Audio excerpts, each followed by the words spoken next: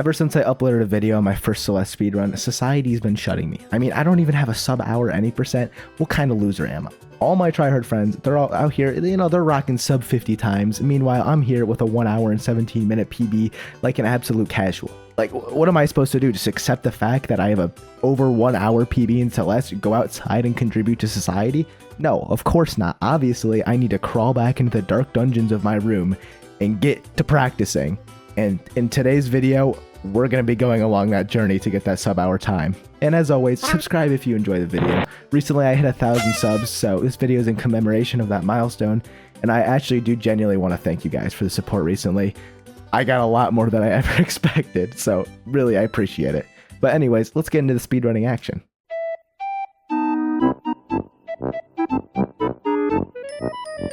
Alright, so to start off our journey, we first have to get through the prologue. This part of the run's pretty simple, as you don't really have access to dashing until you beat it. That means the only things you really have access to are running, jumping, and climbing. I mean, these three methods of movement they're pretty limited. There's not a ton of things you can do, but there is one thing you can do at least. Obviously, just having good movement in general when you're climbing is important. But one thing I did see is in the comment section of my first video, a lot of people actually left some useful tips. One person did inform me that doing little bunny hops in the prologue does very slightly increase your speed. So I guess I saved like a few milliseconds doing that. I mean, really there isn't much time to save here anyway, so let's just move on to like the actually interesting levels in the run.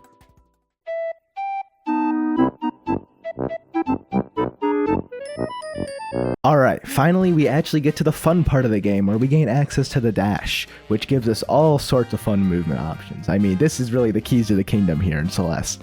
There's a lot of cool things you can do with the dash, so I'll show off a few of them right now. If you don't really care about the movement, you just want to get back to the speedrun, skip to the timestamp on screen. So, you want to speedrun Celeste, huh? Well, to do that, you gotta know some of the movement tech.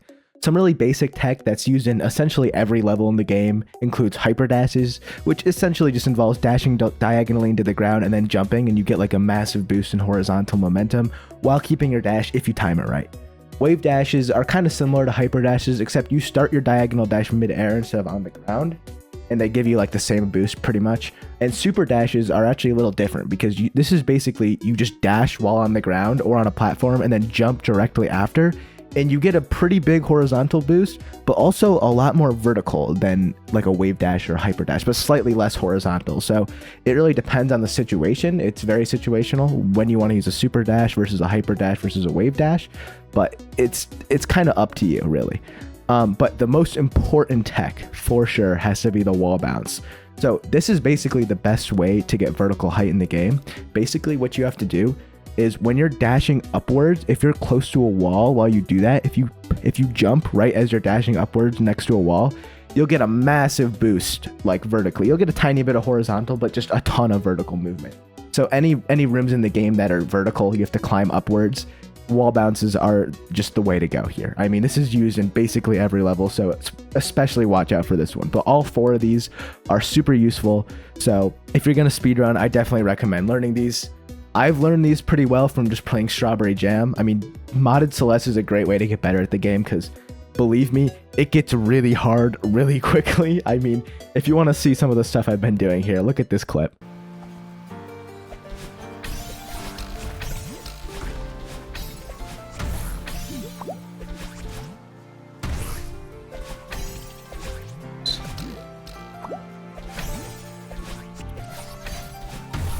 Come on, man.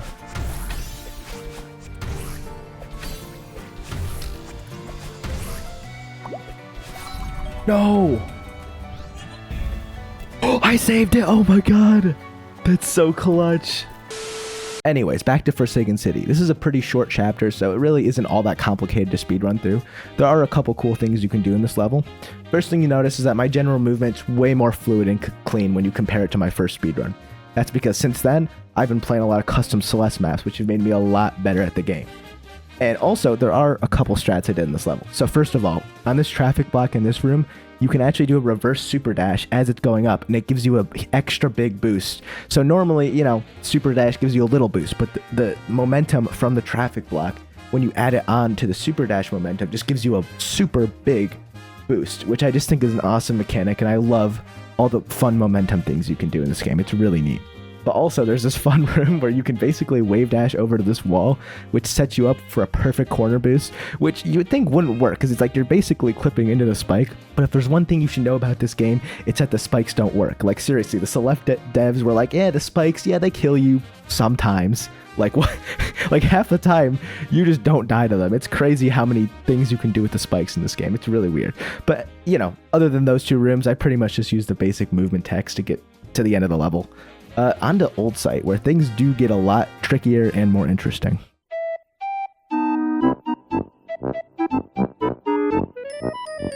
Now, before we talk about Old Site, you may have noticed a couple of things about my game that are just a little out of the ordinary.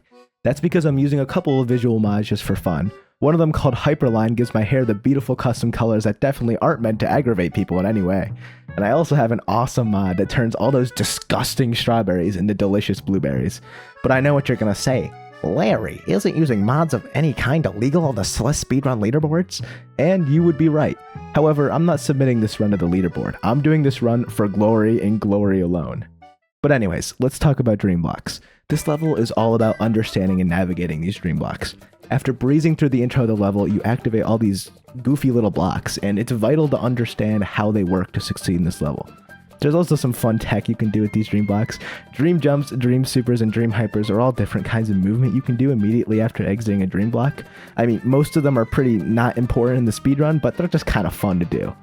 I use dream jumps the most in this run because they're the most applicable and easy to use. I'm also bad at the game and not very good with dream hypers and supers. But anyways, after dodging Battlin's discount Mario Galaxy Cosmic clones for a bit, I make my way to the end of the level in under 3 minutes, which is pretty good for sub-hour pace.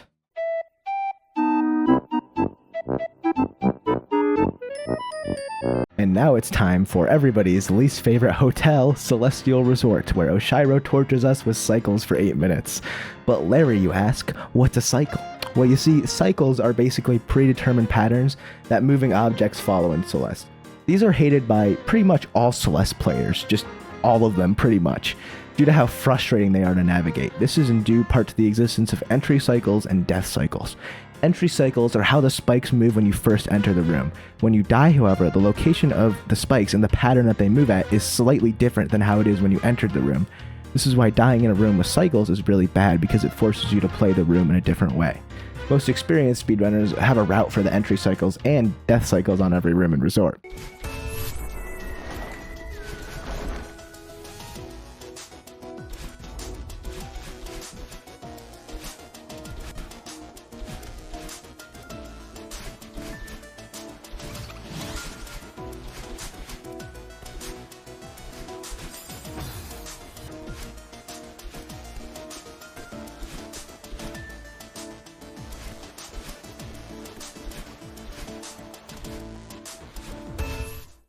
Or you could do my strategy, which is to not plan for either of the cycles at all.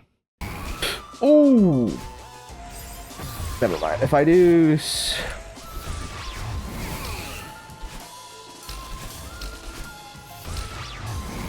Oh, no, sub-8's done. Yeah, I'm a bit of a pro speedrunner. What can I say, guys? In this last segment, Oshiro turns into an oversized balloon after Battlin completely destroys the man's self-esteem. Poor guy. But Larry, you ask, why is this a problem? Aren't balloons fun and harmless? Well, you see, this balloon is no ordinary balloon. This Oshiro balloon hunts you down and kills you if it manages to hit you. This adds more stress and difficulty to an already challenging level, because not only do you have to deal with the normal cycles, but you also have to dodge Oshiro constantly. Basically, what all this amounts to is a skill issue on my part, resulting in a time just over 8 minutes, which is certainly not helping my sub-hour pace by any means.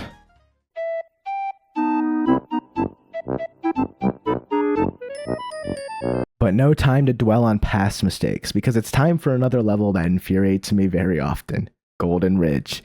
Now, this level may appear peaceful and relaxing at first, but I can assure you that it's nothing like that. The level is honestly kind of fun at the beginning, you know, with the bubbles and everything. Honestly, I think the bubbles are one of the best mechanics in Celeste. That is, until the wind hits.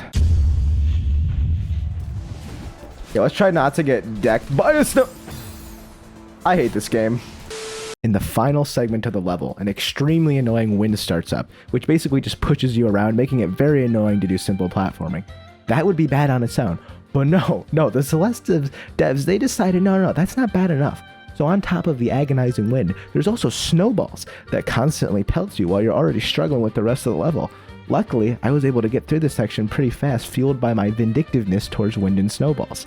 I finished the level in just over 5 minutes, a time that made up for my poor performance on Resort.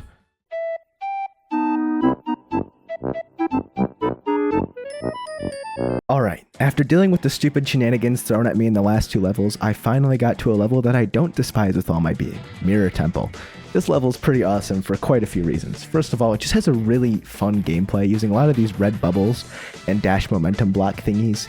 But the coolest part revolves around a really neat speedrun skip called Bub's Drop. So this skip actually involves going to the B-side of Mirror Temple. If you aren't too familiar with Celeste speedrunning, this may seem stupid. I mean, why would you leave a level halfway through just to play a harder version of itself? Well, you see, the Mirror Temple B-side is actually significantly shorter than the A-side, especially if you do the skip I mentioned earlier, Bub's Drop. But what is Bub Drops, you ask? Well, you see, Bub's Drop is a funky little glitch that involves you dying in a very specific way to cause the game to respawn you in a later part of the level. Sounds great, right? One minor issue though. I may have completely messed up Bub's Drop up in the run, causing me to have to play the level normally, losing more time than if I just played the A-side through like normal. Also, I'm bad, what? I mean, it's not that hard. I mean, I know how to beat it. Wanna try to do Bub's Drop?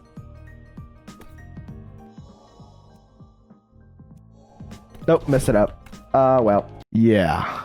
But no, it's fine. I'm not salty or anything. It's not like the B-side's infinitely more difficult than the normal level and requires more skill and precision to beat. No, it's fine. I definitely don't regret my decisions trying to pull off a speedrun strat I barely even knew how to execute. Why am I the way that I am? Regardless, I beat the level in under 6 minutes, which honestly is pretty surprising considering that I missed Bub Drops and overall had very sloppy gameplay. I mean, the A-side still would have been faster with the amount of time I spent in the, just halfway through the A-side having to leave and then going to the B-side, but I'll take what I can get.